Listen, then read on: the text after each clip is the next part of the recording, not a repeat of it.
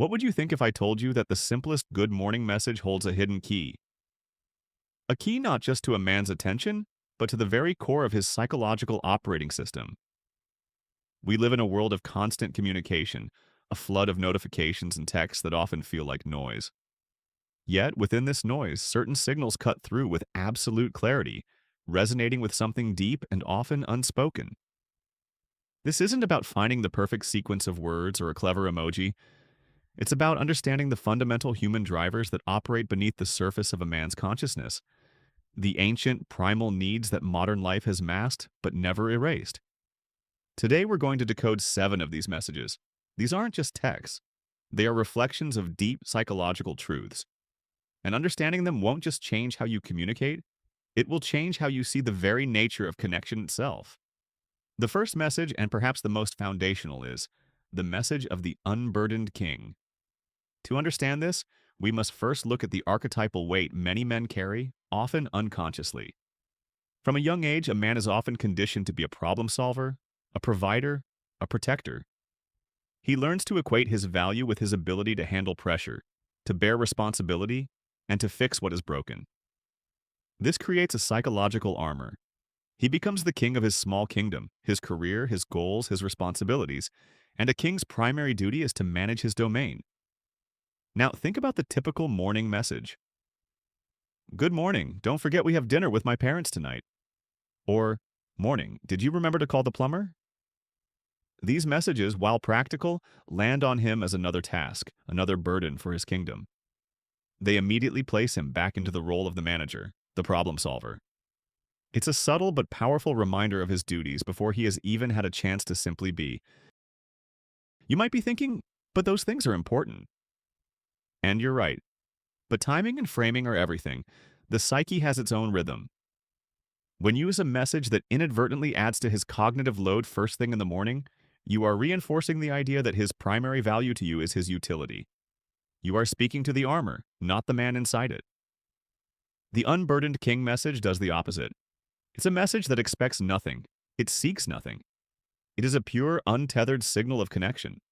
A message like, thinking of you this morning, or a shared memory. Woke up smiling about that time we. This type of communication doesn't add a task to his list. It doesn't ask him to perform or to solve. Instead, it offers a moment of sanctuary. It communicates that his existence, independent of his duties, is a source of joy. This taps into a profound psychological need for unconditional presence. Have you ever felt that relentless pressure to perform, to constantly be on? Imagine the relief of someone seeing you and, for a single moment, asking for nothing in return. For a man conditioned to equate his worth with his performance, this is like a drink of cool water in a desert. It allows him to lower the drawbridge of his castle, to step out from behind the armor of responsibility. It tells him, I see you, the man, not just the king. I am with you in this moment, with no aga. This isn't about avoiding important topics. It's about consciously creating a space of pure connection before the demands of the day rush in. It's a powerful psychological statement that says, your presence is enough. Before we move to the next message, which delves even deeper into a man's hidden inner world, ask yourself, in your communications, are you adding to someone's burden or are you offering a moment of sanctuary? The answer reveals more than you might think. The second message operates on a completely different psychological axis. While the first message offers a sanctuary from duty, this one gives that duty a profound sense of meaning. It is the message of the honored quest. Every man, in his own way, is on a quest. This isn't just a metaphor, it's a deep, archetypal script running in the background of his psyche. His career, his personal projects, his struggle to become a better person, these are the modern-day dragons he has to slay. The quest is what gives his life narrative force. It's the story he tells himself about who he is and why his efforts matter. The problem is, modern life often strips this journey of its honor. A demanding job becomes just a grind. A difficult project becomes just stress. The world's to focus only on the results, the promotion, the paycheck, the finished product. It rarely acknowledges the grueling, unglamorous process of the journey itself. This is where you come in. Have you ever worked tirelessly on something, pouring your heart and soul into it, only for people to notice the final outcome? Think about how it feels. Now imagine someone saw you in the middle of the struggle. They saw the late nights, the frustration, the unwavering discipline. And they didn't offer advice or pity, but simply acknowledged the nobility of your effort. This is the essence of the honored quest message. It's a communication that says, I see the battle you are fighting, and I admire the warrior. It's not about empty flattery like, you're the best. Generic praise is cheap and often feels hollow. This is about specific, authentic recognition of his character in action. A message like, thinking of you heading into that big meeting today. I so admire your courage and how you handle pressure, is not about the outcome of the meeting, it's about him.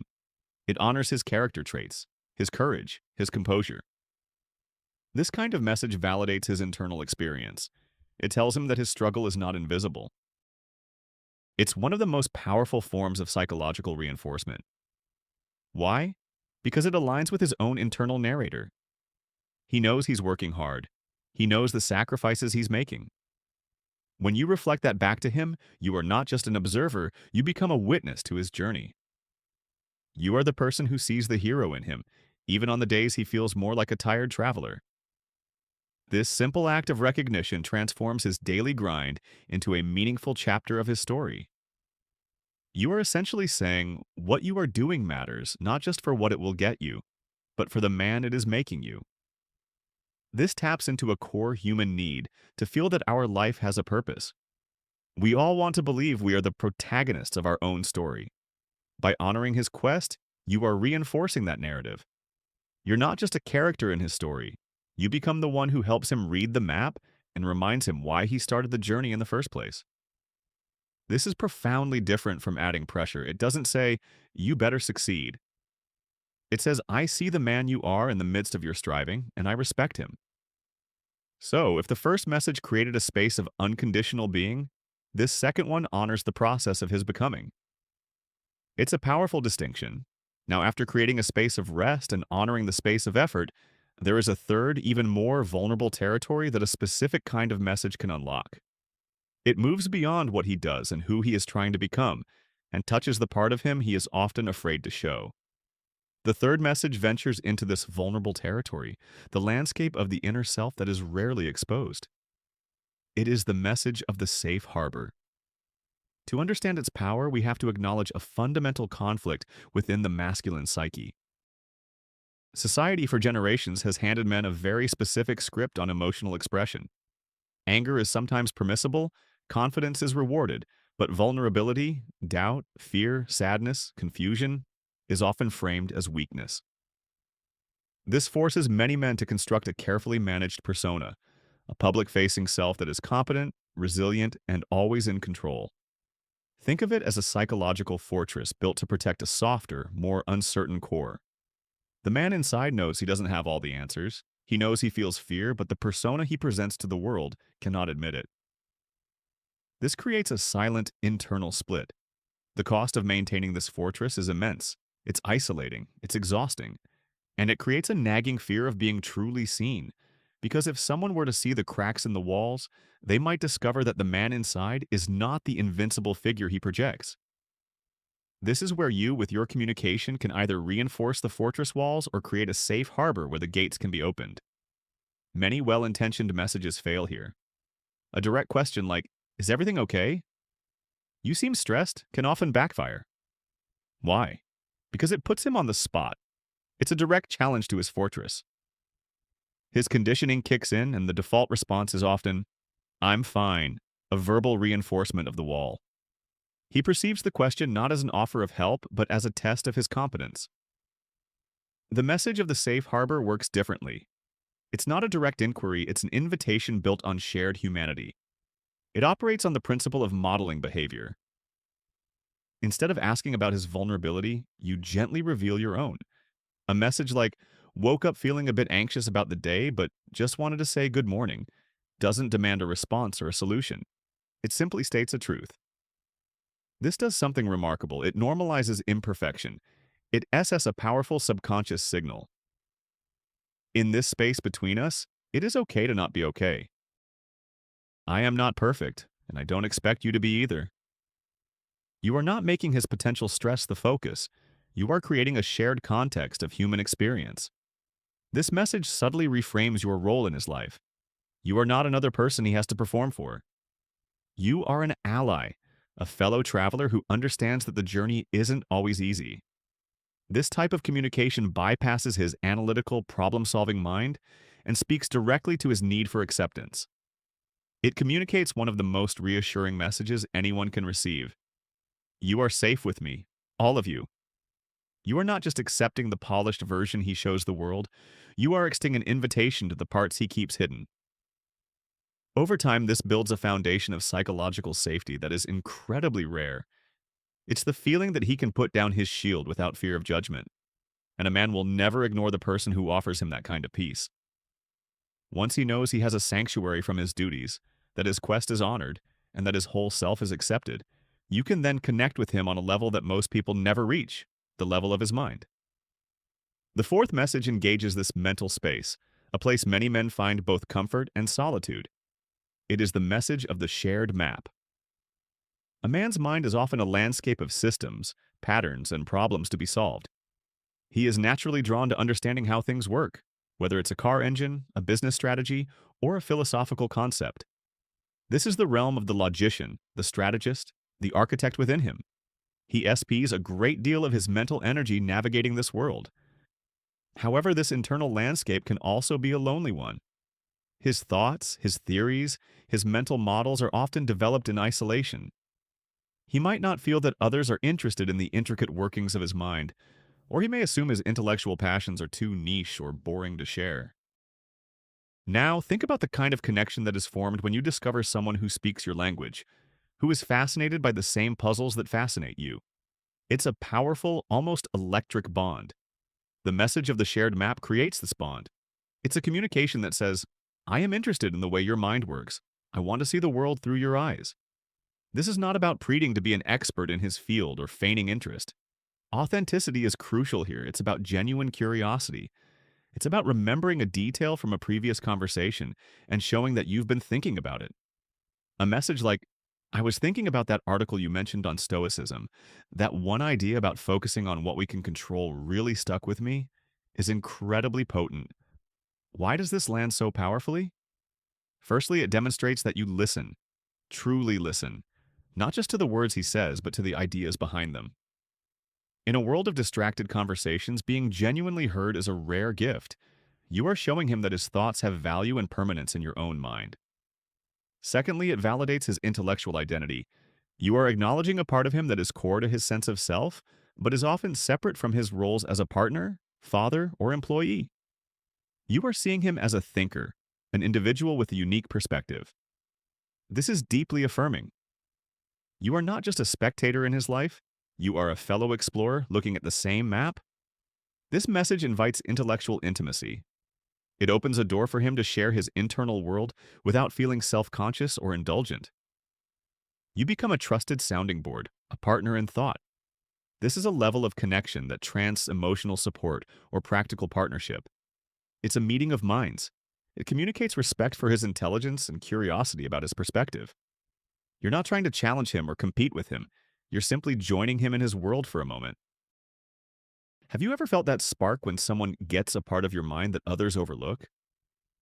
That's the feeling this message creates. It says, your inner world is fascinating and I want a tour. When a man feels that his mind is not just tolerated but genuinely celebrated, he feels seen in a way that is profound and deeply compelling. And from this place of intellectual connection, we can move into a realm that is even more primal and instinctual, the realm of play. The fifth message taps into this often neglected aspect of the adult psyche. It is the message of the playful rebellion. As we grow, life has a way of sanding down our playful edges. Responsibility, routine, and the relentless pursuit of goals can create a life that is functional and productive, but emotionally sterile. For many men, the pressure to be serious and in control is particularly intense. The archetype of the responsible man leaves little room for spontaneity, silliness, or unstructured joy. Play becomes a luxury, something reserved for vacations or designated hobbies, rather than an integrated part of daily existence. Yet, psychologically, play is not a luxury. It is a fundamental human need. It is the engine of creativity, the antidote to rigidity, and the wellspring of genuine connection. A life devoid of play becomes a performance. You are playing a role, the serious professional, the dependable partner, but the authentic, spontaneous self gets buried. This is why the message of the playful rebellion is so disarming and magnetic. It's a message that breaks the script of adult seriousness. It's a shared joke, an inside reference, a moment of delightful absurdity that cuts through the mundane. It's a communication that says, let's, for a moment, escape the seriousness of it all. Let's remember the part of us that doesn't care about the rules. A text with a funny meme that references a shared experience or a playful challenge like, bet you can't go the whole day without quoting that movie, is not just a joke. It is a psychological invitation. This invitation does a few critical things. First, it creates a secret world between the two of you. Inside jokes and shared humor are the building blocks of a unique relational culture. It's a language that only you two understand, which strengthens the feeling of a special, exclusive bond. You are not just two individuals navigating life. You are co-conspirators in a grand, playful rebellion against the tyranny of the mundane. Have you ever noticed how laughter can instantly dissolve tension? When you introduce play, you lower the psychological stakes of the day. You remind him that not everything has to be a high-pressure performance. This provides a release valve for the stress and seriousness he accumulates. Second, this message connects with his younger, more authentic self. The inner child, if you will. This isn't about being childish. It's about reconnecting with the part of us that is curious, spontaneous, and free from the weight of self-consciousness. By inviting him to play, you are giving him permission to access that part of himself. You are saying, I see and enjoy the unserious, uninhibited you. For a man who SPS most of his day wearing the armor of competence, this is an act of liberation. It reminds him that his identity is more than his responsibilities. He is also the guy who loves that ridiculous movie, who has that quirky sense of humor, who can find joy in the absurd. This message is an antidote to the slow erosion of the self that adult life can inflict. It's a spark of chaotic, joyful energy in a world that demands order, and a man will always be drawn to the person who reminds him how to play. Having established this bond of joyful rebellion, you can now touch upon something even more essential to his sense of self, his core strength. The sixth message speaks directly to this core strength, but in a way that is often misunderstood. It is the message of the trusted guardian. From an evolutionary and archetypal perspective, the drive to protect is a deeply ingrained part of the masculine psyche. This isn't just about physical protection, it's about being a source of stability, safety, and reliability for the people he cares about. He wants to feel that his presence makes the world a safer, better place for those in his circle. The problem is that this instinct is often acknowledged in clumsy or superficial ways.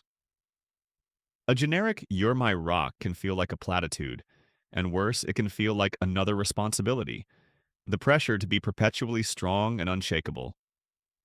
It reinforces the idea that his value lies in being an object, a thing of utility, rather than a dynamic, living protector. This is where you need to understand the critical difference between need and trust. A message that communicates neediness, I can't handle this without you, can trigger his protector instinct, but it does so from a position of burden. It inadvertently makes him responsible for your emotional state. While he may step up, it's a response born of obligation, not empowerment. The message of the trusted guardian, however, is not about need. It is about choice and trust. It's a communication that says, I am strong and capable on my own, but with you, I feel an extra layer of safety. I choose to feel safe with you. This is a profound shift in psychological framing. A message like, heading into a tough conversation at work, but it helps so much knowing I have you in my corner, achieves this perfectly. It doesn't ask him to solve the problem. It doesn't imply that you are helpless without him. It affirms your own competence while simultaneously honoring his role as a source of strength. You are not handing him your problem. You are acknowledging that his presence, his support, his very existence provides a psychological anchor for you. This is incredibly empowering for a man. It tells him that his protective energy is a gift, not a requirement. It validates his core masculine identity without making him a beast of burden. Think about the feeling of being trusted. Not needed, but trusted. To be needed can feel like a weight, To be trusted feels like an honor. When you a message that reflects this trust, you are telling him that you see his inherent strength and that you value it. You see his capacity to be a guardian, and you willingly and gratefully stand in the space he protects. This taps into his deepest desire to have a positive impact, to make a meaningful difference. You are not a problem for him to solve. You are a person he is honored to protect. It frames his strength not as a tool for fixing your life, but as a quality that enriches it. This subtle distinction changes everything. It turns his protective instinct from a duty into a calling. And when a man feels that his core strength is not just used, but truly seen and honored, he feels a sense of purpose and validation that nothing else can provide. Now, having connected with his need for rest, his quest, his vulnerability, his mind, his playful spirit, and his protective nature, we arrive at the final and perhaps most powerful message of all. The seventh and final message synthesizes all the others, elevating communication from a simple exchange of information to an act of profound co-creation. It is the message of the future we build. Human beings are future-oriented creatures. We are constantly projecting ourselves forward in time, driven by hope, ambition, and the desire for a life better than the one we have now. This forward momentum is the psychological engine that fuels our most significant efforts. For a man, this often translates into a drive to build a career, a legacy, a family, a better version of himself. He is, at his core, an architect of his own future. But this can also be an incredibly isolating process if he feels he is building it alone. The greatest fear is not failure, but the feeling that his efforts are for a future that no one else sees or shares. This is where your communication becomes more than just a message. It becomes a shared vision. The typical morning text might focus on the logistics of the present. What's the plan for today? Or did you schedule that appointment? These are necessary, but they keep the focus squarely on the immediate, on the management of the now. The message of the future. We build lifts the gaze to the horizon. It's a message that subtly and authentically weaves your shared future into the fabric of the present moment. It is not about making grand, demanding statements about marriage or long-term plans. Those can feel like pressure. Instead, it's about small, intimate glimpses into a life you envision together. A message like, "Good morning, I was just daydreaming about that little coffee shop we'll find on our trip to Italy one day," does something truly remarkable. It's light, it's low pressure, but it's loaded with psychological significance. It says, "I see a we in the future, and it brings me joy." It frames the future not as a series of goals to be achieved or a contract to be negotiated, but as a beautiful shared experience waiting to unfold. It communicates that you are not just a passenger in his life, waiting to see where he takes you. You are a co-dreamer, a co-architect. You are actively and joyfully participating in the imagining of your shared journey. This message taps into one of the most powerful motivators in human psychology, the need for a shared purpose. When a man feels that his striving is not just for himself, but for a we that someone he cares about also cherishes, his efforts are infused with a new level of meaning. His personal quest becomes a shared adventure. The burdens he carries feel lighter because he knows he is not carrying them alone. You are not adding to his list of responsibilities. You are reminding him of the beautiful why behind it all. You are showing him that you are not just invested in who he is today, but you are excited and hopeful about the man he is becoming and the life you are building side by side. This turns the daily grind into a stepping stone toward a beautiful destination that you both can see. It is the ultimate expression of partnership. It says, "I'm not just here with you now, I am walking with you toward tomorrow." These 7 messages from the unburdened king to the future we build are not tricks or techniques. They are windows into the human soul. They reveal the universal needs for rest, for purpose, for safety, for intellectual connection, for play, for trust, and for a shared vision. To use them is not to manipulate, but to understand. It is to communicate with an awareness of the unseen psychological forces that shape our lives. It is to choose connection over convenience and empathy over expectation. Mastering this form of communication is about more than just getting a man's attention. It's about earning his trust, inspiring his spirit, and ultimately co-creating a bond that is resilient, deep, and true. It is a path toward a more conscious and meaningful way of relating to one another, a way that honors the complex, beautiful, and often hidden inner world we all carry. This is the art of speaking not just to the person, but to their soul. Your true power lies not in being noticed, but in becoming the one who truly sees.